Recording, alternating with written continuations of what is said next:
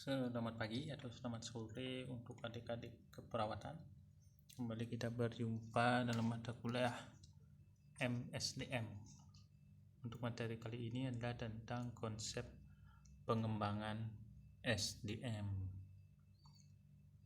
Yang pertama bisa kita lihat dari pengertian dan lingkup pengembangan SDM. Pengembangan SDM atau Development Personnel pada dasarnya merupakan kegiatan terpadu yang dilakukan manajemen dalam rangka meningkatkan nilai tambah pegawai guna meningkatkan produktivitas organisasi dan sekaligus dalam rangka untuk mempersiapkan pegawai untuk melaksanakan tugas pada jenjang yang lebih tinggi.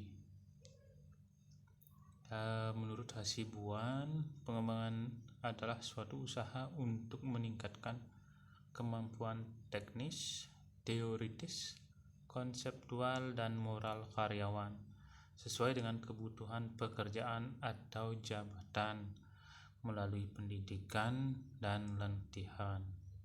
Sementara menurut Dessler bahwa pengembangan SDM di sini meliputi 4 hal. Yang pertama ada training and developing employees. Yang kedua, managing organizational renewal. Yang ketiga, appraising performance. Yang keempat, managing careers and fair treatment. Pentingnya pengembangan SDM. Pengembangan SDM dalam organisasi sudah merupakan kebutuhan dikarenakan tuntutan dinamika lingkungan, perkembangan teknologi maupun persaingan bisnis yang terus berjalan.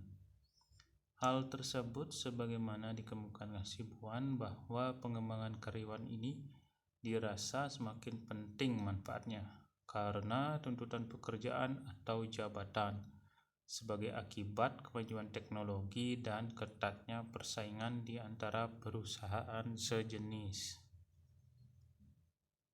Proses pengembangan SDM dimulai dari perencanaan strategis perusahaan yang menetapkan tempat kewirausahaan yang akan diadakan dan banyaknya sumber yang dibutuhkan. Biasanya perusahaan mempunyai renstra atau rencana strategis.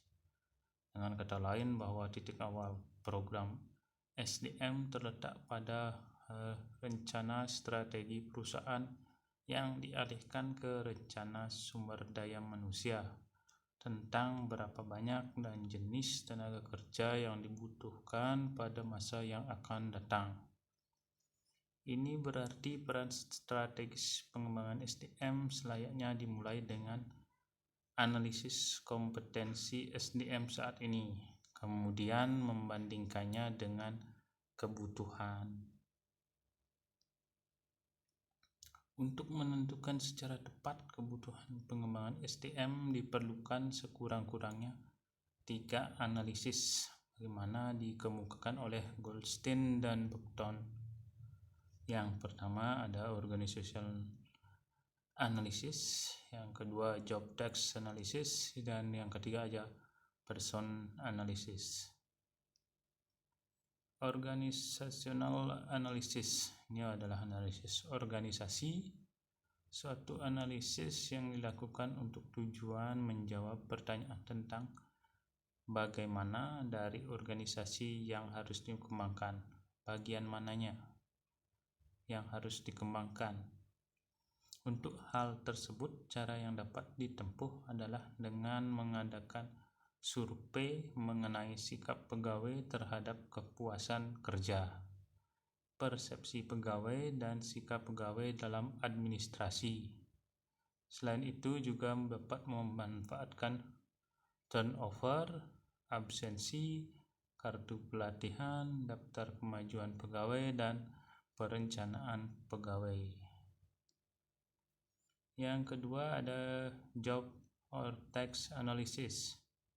Suatu analisis yang dilakukan dengan tujuan untuk menjawab pertanyaan tentang apa yang harus dipelajari para peserta agar dapat melaksanakan tugas secara efektif. Analisis ini merupakan dasar bagi pengembangan program pelatihan kerja. Sebagaimana suatu program pelatihan dimaksudkan adalah untuk membantu pegawai meningkatkan pengetahuan, skill, dan sikap terhadap suatu pekerjaan. The person analysis merupakan suatu analisis dengan tujuan untuk menjawab pertanyaan tentang siapa yang harus dikembangkan. Untuk hal tersebut, maka peranan penilaian kinerja menjadi dasar yang pokok bagi penentuan orang-orang yang harus dikembangkan oleh organisasi. Menurut Anwar Prabu, analisis seorang atau pegawai difokuskan pada identifikasi khusus kebutuhan training bagi pegawai yang bekerja pada jobnya. Kebutuhan training pegawai dapat dianalisis secara individu maupun kelompok. Selanjutnya, tujuan dari pengembangan SDM. Tujuan umum untuk mengembangkan keahlian atau keterampilan sehingga pekerjaan dapat diselesaikan lebih cepat dan lebih efektif. Untuk mengembangkan pengetahuan sehingga pekerjaan dapat diselesaikan secara rasional. Untuk mengembangkan sikap sehingga menimbulkan kerjasama dengan teman-teman seprofesi dengan pihak manajemen. Manfaatnya ada peningkatan performasi personel sesuai dengan posisinya saat ini, pengembangan keterampilan personel untuk mengantisipasi tugas-tugas baru yang bersifat reformasi, dan memotivasi pertumbuhan diri personel bagi penciptaan kepuasan kerja secara individu. Manfaat pengembangan personel dapat dilihat dari dua segi, yaitu dari segi personel yang dikembangkan dan dari segi organisasi. Kalau dari pengembangan personel, manfaat bagi personel yang pertama membantu untuk membuat keputusan yang lebih baik, meningkatnya kemampuan personel, terjadi internalisasi dan operasional faktor motivasional, timbulnya suatu dorongan untuk meningkatkan kemampuan, peningkatan kemampuan personil dalam mengatasi stres, prestasi, dan konflik, tersedianya informasi berbagai program pengembangan, meningkatnya kepuasan kerja. Semakin besar kemampuan atas kemampuan seseorang, makin besar bagi pegawai untuk bersikap mandiri. Yang bersepuluh, mengurangi ketakutan dalam menghadapi tugas-tugas baru. Kalau dilihat dari segi organisasi, maka dapat memberikan manfaat. Yang pertama, produktivitas personil meningkat, menurunkan biaya pengeluaran, mengurangi turnover personil, jadi keluar masuknya personil dapat dikurangi. Jenis pengembangan SDM. Yang pertama ada secara informal, yaitu personil atau karyawan atas keinginan dan usahanya sendiri melatih dan mengembangkan diri dengan mempelajari buku literatur yang ada hubungannya dengan pekerjaan atau jabatannya. Pengembangan informal menunjukkan bahwa karyawan tersebut berkeinginan keras untuk maju dengan meningkatkan kemampuannya. Yang secara formal, karyawan ditugaskan oleh instansi untuk mengikuti pendidikan dan pelatihan, baik yang dilakukan oleh perusahaan maupun dilaksanakan oleh lembaga pendidikan atau pelatihan. Pengembangan secara formal ini dilakukan oleh perusahaan karena tuntutan pekerjaan saat ini ataupun yang akan datang.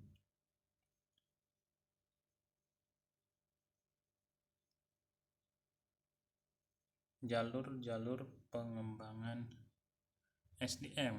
Yang pertama ada pendidikan jabatan, Freeship Education. Ini sering didengar prajabatan ya, biasanya untuk PNS. Pendidikan prajabatan, Pre-Service Education. Kegiatan pendidikan prajabatan merupakan istilah yang paling lazim digunakan lembaga dalam menyiapkan calon tenaga kerja yang hendak meniti karirnya. Secara konkret, usahanya yang bisa dilakukan yaitu merekrut calon tenaga dari lembaga pendidikan yang profesional. Pendidikan dalam jabatan, in service education, dalam bahasa Indonesia sering disebut dengan pendidikan dalam jabatan atau latihan dalam jabatan, yang merupakan lanjutan dari pendidikan atau latihan setelah seseorang menjabat. Dalam arti luas, mencakup segala kegiatan yang dilaksanakan untuk meningkatkan mutu kerja, yaitu kemampuan profesionalnya dalam menjalankan tugasnya. Kegiatan berikutnya dalam rangka pengembangan diri dapat dilakukan melalui telaah kepustakaan yang relevan, pemanfaatan media yang tersedia, dan kolaborasi serta konsultasi dengan narasumber yang kompeten dalam bidang peningkatan kemampuan dan kemahirannya, atau mengadakan kunjungan-kunjungan ke lembaga lain atau lembaga tertentu yang dapat memperkaya wawasan bagi pelaksanaan tugasnya. Hal ini harus dilakukan pegawai untuk selalu memperbaharui keahlian-keahlian yang dimilikinya agar terwujud perilaku profesional dalam mengemban tugas-tugas yang menjadi tanggung jawabnya. Selanjutnya ada keterampilan manajerial. Dalam suatu organisasi atau perusahaan, kedudukan seorang manajer adalah sebagai pemimpin perusahaan atau pemimpin divisi bagian dalam suatu perusahaan. Manajer bertanggung jawab atas kemajuan dan perkembangan perusahaan, sehingga baik buruknya seorang manajer dinilai dari maju mundurnya suatu perusahaan. Ada faktor yang mempengaruhi seorang manajer. Yang pertama, faktor dari dalam diri seorang manajer. Seorang manajer harus dibekali dengan keterampilan, baik yang sifatnya umum maupun sifatnya khusus, sesuai dengan bidang pekerjaan yang menjadi tanggung jawabnya. Faktor dari luar di antara sistem manajerial yang baik di suatu perusahaan. Beberapa keterampilan yang harus dimiliki oleh seorang manajer dalam menjalankan tugasnya agar menjadi manajer yang efektif dan efisien. Pertama, keterampilan skill konseptual, yaitu kemampuan mental untuk mengkoordinasikan dan mengintegrasikan seluruh kepentingan dan kegiatan organisasi. Ini mencakup kemampuan manajer untuk melihat organisasi sebagai suatu keseluruhan dan memahami hubungan antara bagian yang saling bergantung, serta menganalisa dan menginterpretasikan informasi yang diterima dari macam-macam sumber. Mungkin salah satu dapat kita lihat contohnya kalau di manajer yang paling bawah, misalnya sebagai kepala ruangan di rumah sakit. Yang kedua, keterampilan konsep.